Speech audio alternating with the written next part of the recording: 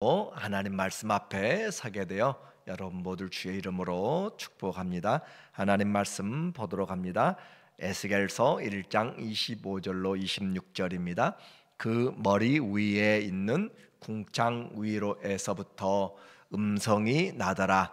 그 생물이 설 때 그 날개를 내렸더라.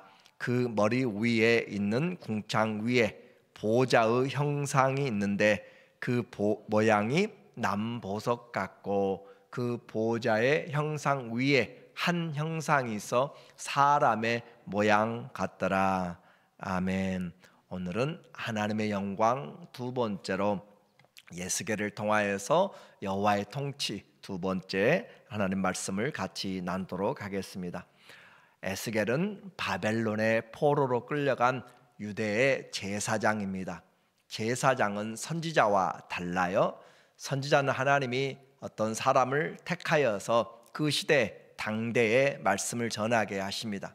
그러나 제사장은 그때 그 당대가 아니라 하나님께서 아론으로부터 세워준 아론의 후손으로부터 세움받은 전통적인 그리고 가족적인 그런 제사장입니다. 그러니까 아버지도 제사장이요, 할아버지도, 중조할아버지도, 고조할아버지도, 그러니까 모두가 다 제사장의 집안에서 제사장의 훈련을 받고 제사장으로 부르심을 입은 특별한 가문이라는 것이죠. 그래서 그들은 단지 하나님의 앞에서 성전에서 제사만 드리는 것이 아니라 하나님의 백성들의 영적인 리더고 재판장이고 또 그들을 가르치는 교사들입니다. 그래서 이들은 특별히 그 하나님 앞에 언약이라고 하는 그 말씀을 가지고 백성과 하나님 사이에 서 있는 영적인 지도자이기 때문에 그들에게는 비전이 있는 것이고 그들은 사명감이 있는 것이고 또 하나님 앞에 겸손함으로 서는 자들이에요. 그래서 이 에스겔이 제사장이 선지자가 되었다라고 하는 것은 참 의미가 있는 것이죠. 에스겔이 포로로 끌려간 곳은 바벨론 그발강이라고 하는 것입니다. 그곳은 운하가 150km 정도 되어져 있는 유프라테스 강 주변에 있는 곳인데 포로지에서 하나님의 영광을 보게 되었어요. 하늘이 열리고 그렇게 했습니다. 그래서 그룹 천사인 네 생물들이 나타나서 그 생물들 가운데 이라는 하나님의 영광의 형상을 우리에게 에스겔은 지금 1장, 2장, 3장에서 길게 설명합니다. 그 어디서도 보여주지 않는 하나님의 영광의 모습들을 그가 보여주고 있고, 그래서 신약의 요한계시록은 바로 이 에스겔에서 나타난 하나님의 영광의 모습의 일부분을 가지고 말씀을 하고 있어요. 우리가 말하기 힘든 그런 우리의 지식으로 지혜로 알지 못하고 경험으로 알지 못하는 하나님의 세계가 있습니다. 영적인 세계가 있다라고 하는 것이에요. 그것이 실체입니다. 그래서 다니엘도 이런 보좌의 이야기를 하고 인자의 이야기를 하지만 다니엘은 정치적인 이스라엘의 회복을 이야기한 반면에 이 에스겔은 성전에 관심을 두고 있습니다. 그래서 마지막에 끝나는 47장 48장에도 성전을 40장부터 시작해서 성전을 짓는 그 모습들을 이야기를 하고 있고, 성전에서 흘러나온 그 하나님의 생수가 온 흘러가는 곳마다 다 살아는, 그래서 하나님의 영광의 회복이고 예배의 회복이고 하나님의 다스림의 회복을 이야기를 하고 있는 내용이에요. 그래서 이 하나님이 어디 계신가, 포로가 되었을 때 가장 생각나는 질문, 하나님의 신앙에서 고난당할 때 가장 우리에게 떠오르는 기도가 뭡니까? 우리의 의심이 뭐예요? 하나님이 나와 지금 함께 하시는가? 아니, 하나님이 지금 살아계신가? 하나님이 계시긴 한가? 라고 하는 그런 의문이 들게 되는 것이 보통 고난당하는 사람들의 모습이죠. 그것도 자기 나라가 잃어버리고 성전도 깨져버리고 했을 때, 만약에 우리에게 자녀에게 아니면 내게 정말 치료하지 못할 그런 병들이 있거나 회복 불능한 그런 상태에 빠지거나 낙심될 때 하나님 계십니까? 라고 할 수밖에 없는 그런 마음이죠. 그래서 하나님이 계신가? 하나님이 여전히 이곳에서도 우리와 함께 하시는가? 우리에게는 소망이 있는가? 그런 질문이에요. 이런 낙심 가운데 포로되었는데 앞으로 우리에게는 장래의 소망이 있는가? 라는 그런 질문들에 대해서 에스겔은 직접 질문하지 않았지만 그 내용들을 품고 있는 것이고, 결국 하나님은 이 성전이 흘러가면서 여호와 삼마라고 하는 하나님이 거기 계시다라고 하는 것으로 표현함으로써 하나님은 여전히 바벨론 땅에도 계시다라는 것으로 그렇게 우리에게 말씀을 해주고 있어요. 그래서 오늘 네 생물의 모습을 보니까 1장 15절에 말하기를 내가 그 생물들을 보니 하나님 보좌 앞에 있는 생물들인데 그들이 지금 이 바벨론 그발강가에서 에스겔에게 나타나고 있어요. 그 생물들 곁에 있는 땅 위에는 바퀴가 있는데 그 내 얼굴을 따라 하나씩 있고, 이제 그 생물의 바닥에 밑에가 바퀴가 있는 바퀴의 환상을 이야기하고 있고, 그 다음에는 하늘 궁창의 환상을 이야기하고 있고, 그 다음에는 하늘 보좌의 환상을 이야기하는 그런 환상과 묵시의 그런 내용들이 에스겔에 많이 나오고 있습니다. 그래서 에스겔의 이 내용, 바퀴라고 하는 것은 운송이죠. 이동 수단을 지금 이야기하고 있어요. 그 하나님의 생물들이 어떻게 이동하는가, 바퀴라고 하는 것을 말하는데, 그 바퀴는 땅에서 굴러가는 그런 수준이 아니라 언제든지 그냥 시간과 공간을 초월해서 움직이는 바퀴 안에 또 다른 바퀴가 있는 그런 모습으로 나타납니다. 그래서 그 바퀴는 단순히 세상적인 그런 부분이 아니고 빛나는 녹주석 같고, 그 구조는 바퀴 안에 바퀴가 있다. 그래서 16절에 보니까 그 바퀴의 모양과 그 구조는 그 황옥같이 보이는데 그 넷은 똑같은 모양을 가지고 있으며 그들의 모양과 구조는 바퀴 안에 바퀴가 있는 것 같으며, 그러니까 이 환상을 정확하게 우리가 그림으로 그려낼 수가 없는 그런 부분입니다. 그래서 그 감찰하시는 하나님, 그 바퀴가 특징이 있어요. 그 바퀴 안에 바퀴가 있는데 그 바퀴 안에, 바퀴 겉에 또 눈들이 가득 차 있습니다. 17절, 그들이 갈 때 사방으로 향한 대로 돌이키지 아니하고 가며, 우리가 후진하려면 뒤로 가야 되고 옆으로 가려면 핸들을 틀어야 되고 하는데 그런 것들이 없이 사방으로 향한 대로 돌이키지 않고 바로 가게 된다라는 것이죠.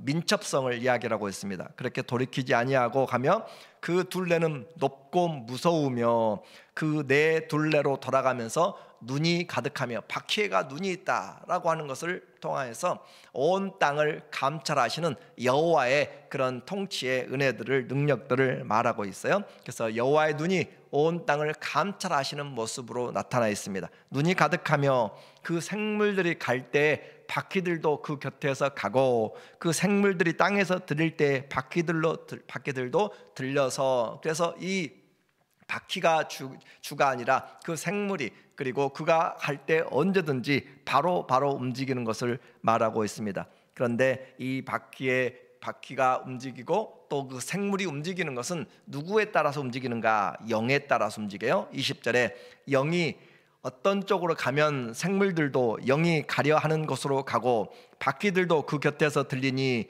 이는 생물의 영이 그 바퀴들 가운데 있음이라. 그래서 그 영이 중심이 되어서 마치 우리의 몸이 어디로 가는가, 우리의 마음 먹을 때 우리가 마음이 원하는 곳으로 몸이 가는 것처럼 우리 영이 원하는 것으로 그렇게 바퀴가 지금 움직이고 있다. 생물의 영이 그 바퀴들 가운데 있어서 그가 가고자 하면 벌써 가 있는 것이죠. 시간과 공간을 초월하는 그런 영적인 존재들의 모습을 우리에게 말하고 있습니다.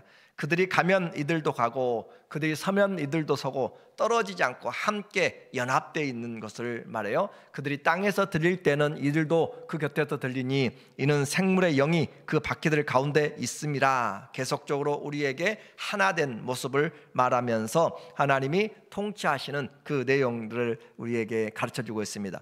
우리의 육체에서 온 몸이 함께 일사불란하게 움직이는 그런 모습인데, 이제는 바퀴의 환상을 떠나서 좀 더 구체적으로 하나님의 보좌까지 나가는 새로운 환상이 보여집니다. 그래서 에스겔은 네 생물의 그 시선에서 네 얼굴을 가지고 있는 그 생물의 모습에서 그들의 위를 바라보게 돼요. 그래서 보니까 22절에 그 생물의 머리 위에는, 이 생물은 네 모양을 가진 그런 형상을 가졌다고 했어요. 이 생물의 머리 위에는 수정 같은 궁창의 형상이 있어. 이제 우리는 바퀴 환상에서, 그리고 그 위에 생물들의 위로 보이는 궁창, 창세기에서 창조했던 하늘의 궁창들을 보면서 그 궁창의 형상이 있어 보기에 두려운데 그들의 머리 위에 펼쳐져 있고, 자, 이 내 형상들의 위로 궁창이 있다라는 그 궁창의 환상입니다. 그리고 그 궁창 밑에 어떤 존재들이 이 형상의 궁창 밑에는 생물들의 날개가 서로 향하여 폈는데, 그러니까 이 네 생물들이 이 궁창을 떠받들고 있는 그런 모습으로 우리에게 그림을 보여줘요. 이 생물은 두 날개로 몸을 가렸고 저 생물도 두 날개로 몸을 가렸더라. 그래서 이들이 몸을 가렸다. 창조주 앞에서, 만왕의 왕 그 대신 앞에서 그들의 몸을 가리고 있는 그런 모습으로 겸손한 모습을 말해주고 있습니다. 그들이 움직일 때 온 세상이 이렇게 하나님 앞에서 수종드는 자들의 움직임, 그들이 움직일 때 정말 언제든지 민첩하게 움직이지만 그들의 소리들이 엄청난 그런 모습으로 혼돈의 물소리처럼 그렇게 들려져요. 그래서 여호와의 물소리보다 같고 군대의 소리같이 떠드는 소리같이 하면서 하나님의 권위적인 말씀들을 하는데, 이와 같은 것은 결국 그 모든 생물들과 모든 이 환상들은, 그 존재들은 뭘 위해서 존재하는가?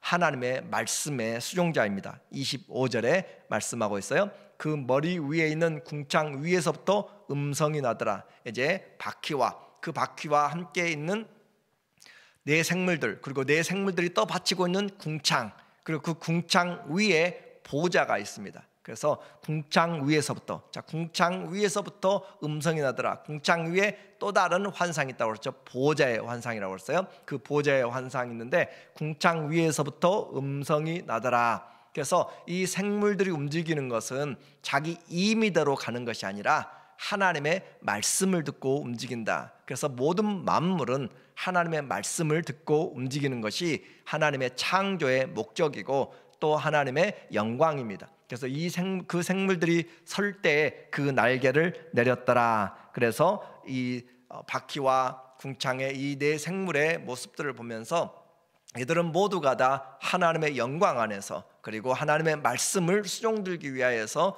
지어진 그런 피조물들한 것을 우리에게 말씀하고 있고, 가장 중요한 목적은 말씀의 수행자라는 것을 잊으면 안 될 것 같아요. 두 번째로 이렇게 우리에게 새로운 또 궁창 위를 올려다 보게 되는 그런 환상이 있게 됩니다. 보좌의 환상이에요. 26절에 보면 그 머리 위에 있는 궁창 위에 보좌의 형상이 있는데 그 모양이 남보석 같고 그 보좌의 형상 위에 한 형상이 있어 사람의 모양 같더라. 자, 우리는 순서적으로 보고 있어요.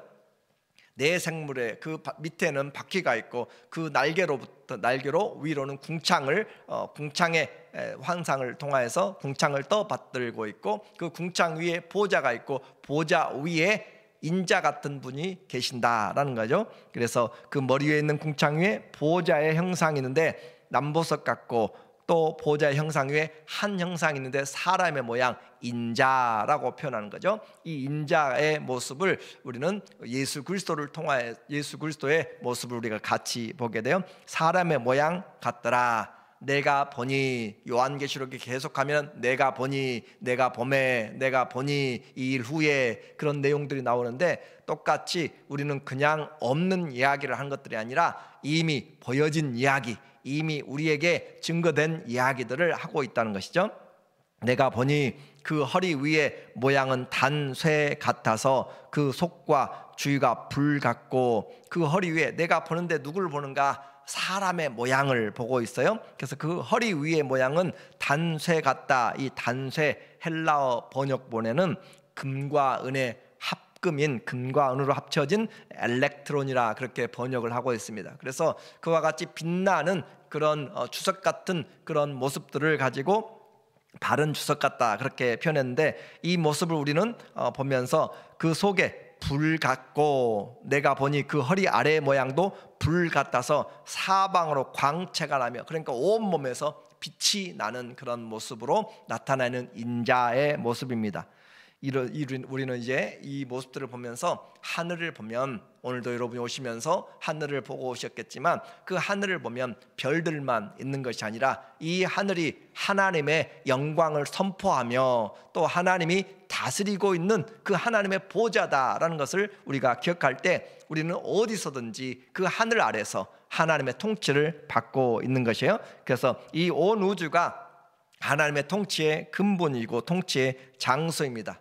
이사야는 6장에서 그 우시야 왕이 죽을 때 성전에 그 계신 그 하나님의 보좌를 보았어요. 예루살렘 또 성전과 그 하나님의 보좌를 보았는데, 반대로 이 에스겔은 예루살렘이 아니고 성전이 아니고 이방 땅 바벨론에서 움직이는 보좌 수레를 가지고 다니시는 그런 하나님의 영광, 하나님의 보좌를 보았습니다. 그래서 이제 이동하시는 하나님, 그렇게 우리에게 말씀해 주면서 어디든지 하나님이 가시며 또 통치하시는, 그리고 사도 요한은 이것이 하늘문이 열리고 본 첫 번째 환상이 요한계시록 4장 1절 이하에서 내가 봄에 또 하늘이 열리고 하늘의 보좌가 펼쳐져 있는 모습을 보게 됩니다. 그래서 하늘 위에서 보좌에서 통치하시는 하나님, 그리고 하늘의 가장 초점은 바로 보좌다.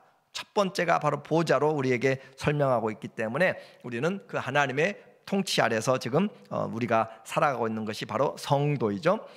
보좌는 통치하는 자리입니다. 이 땅의 왕들의 보좌는 때가 되면 바뀌고 언제든지 바뀔 수가 있어요. 그러나 하늘의 보좌는 영원토록 변하지 않습니다. 내 생물 위에 궁창이 있고 그 궁창 위에 보좌가 있고 그 보좌 위에 인자가 앉아 계시는데, 그 인자의 모습을 보니까 빛으로 빛나고 있는, 마치 사도 요한이 밤모섬에 포로되어 갔을 때 그가 보았던 형상의 비슷한 모습을 우리에게 이야기해주고 있어요. 그래서 그 요한계시 1장 14절에 보면은 사도 요한이 주일의 날에 성령이 임하여서 그가 보게 된 예수 그리스도의 모습입니다. 그 머리 위에 있는 궁창 위에 보좌의 형상, 그 요한계시록 1장 14절에 보니까, 요한계시록 1장 14절 넘겨주세요. 그의 머리와 털의 희기가 흰 양털과 같고 그 머리와 털의 희기가 흰 양털과 같다. 그래서 눈 같으며 그의 눈은 불꽃 같고, 그의 머리와 털의 희기가 양털 같고 눈은 불꽃 같다. 그의 발은 풀무불에 단련한 빛난 주석 같고, 우리가 노시란 말을 자주 했었는데 빛난 주석 같고, 그의 음성은 많은 물소리와 같으며, 여러분이 1장 읽어보면 그 움직이는 소리가 많은 물소리와 같고 군대의 소리와 같이도 떠드는 소리와도 같고, 그리고 그의 오른손에는 7별이 있고, 7별은 7교회들을 이야기한다고 그랬어요. 그의 입에서 좌우에 나오는 날선 검이 있고, 이것은 말씀입니다. 하나님의 살아있는 말씀이 나오는 것이고, 그의 얼굴은 해가 힘있게 비치는 것 같더라. 얼굴에서 해가 나온다, 빛이 나온다. 이 말은 하나님의 은혜를 상징하는 것이에요. 그렇게 해서 이 사도 요한이 보았던 그런 밤모섬에서 보았던 예수 그리스도의 모습들을, 영광의 형상이죠. 그 모습들처럼 이 에스겔이 지금 그가 보고 있는 모습을 우리에게 간접적으로 이야기를 해주고 있습니다. 사도 요한이 그 광경을 보고 죽은 자 같이 되었어요. 그리고 이 에스겔도 그 광경을 보고 쓰러져 엎드려졌습니다. 하나님의 영광 앞에 아무도 설 수가 없는 것이에요. 우리가 교만하고 내가 이것을 했고 저것을 했다라고 할지 모르지만 하나님의 그 영광 앞에 우리는 아무 말도 할 수가 없는 모습을 보게 됩니다. 이것이 하나님의 영광이요 임재입니다. 1장 28절에 말하기를 그 사방 광채 모양은, 그래서 그 하나님의 모든 부분에서 빛으로 나타나는, 그래서 요한 1서 1장에 보면 5절에 하나님은 빛이시라 라고 그렇게 표현해요. 하나님은 사랑이시지만 또 하나님은 빛이시다. 그러니까 하나님을 표현하는 부분에 있어서 우리는 하나님을 단 한 가지로 그렇게 표현하기가 힘든 분이란 것이죠. 사방의 광채 모양은 비 오는 날 구름에 있는 무지개 같으니, 요한계시록 4장과 5장에도 보면은 그 보좌 뒤에는 무지개가 있고 라고 그렇게 표현하고 있습니다. 그래서 무지개 보좌의 형상을 이야기하는데, 이것이 바로 성경에 쓰여진 것들의 시간은 다르지만 1600년에 거쳐서 쓰여졌지만, 그러나 하나님과 하나님 나라와 그리고 인간과 구원과 교회와 성령과 이 모든 것들에 대해서 성경은 통일성을 가지고 우리에게 말씀하고 있기 때문에 성경은 믿을 만하다라는 것이죠. 이는 여호와의 영광의 형상이라. 여호와의 영광의 형상이라. 우리는 아무도 하나님을 대면하여 볼 수가 없습니다. 단지 그 영광의 형상을 보는 것이에요. 내가 보고 엎드려 말씀하는 이의 음성을 들으니라. 말씀하는 이, 그래서 그 하나님은 보좌 위에서 말씀을 하십니다. 그 보좌 위에서 말씀하시는 그 하나님의 영광을 어디로 가져왔는가? 바로 모세가 출애굽께서 성막을 지으라, 언약궤 앞에서 내가 거기서 너와 말하고 너를 만나리라. 그래서 하늘의 보좌가 땅으로 옮겨진 것이 바로 성막 성소였습니다. 그리고 오늘 그 하늘의 보좌가 이 땅에 그렇게 왔고, 예수 그리스도가 죽으시고 부활하심으로 우리에게 보내주신 성령을 우리에게 보내심으로 그 성령이 우리 안에 오셔서 자리하고 우리 안에 사실 때 우리가 성전이 되어서 하나님의 거룩한 처소가 되는 것이고, 이제 하나님은 하늘에서도 통치하시지만 우리 안에서도 통치하시는 그 하나님의 은혜와 영광을 우리가 보게 된 것이 바로 거룩한 성도가 되고 교회가 된 것이에요. 그래서 우리는 하나님을 멀리에서만 찾는 것이 아니라